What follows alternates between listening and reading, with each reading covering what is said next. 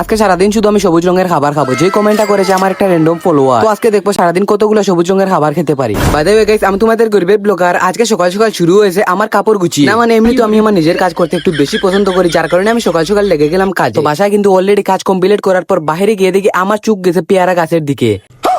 পেয়ারা গাছের দিকে চোখ গেছে কেন ওইটা আমি জানি না, কিন্তু ওই গাছে কি পেয়ারা চুরি করে খেতে হবে ওইটা আমি খুব ভালো করে জানি। কিছুক্ষণ আশেপাশে তাকানোর পর দেখলাম কেউ নাই, তাই একটা কাম সাইরে ফেলাইছি। এই যে দেখেন কত সুন্দর একটা পারছি, মানে চুরি করে যে কোনো কিছু খাওয়ার মজাই আলাদা। এইটা কিন্তু একটু বেশি মজার ছিল। এরপর আমি চলে আসলাম জারালেবুর কাছে। জারালেবুর কাছে আইসা কিন্তু জারালেবুতে এক কামড় দিলাম।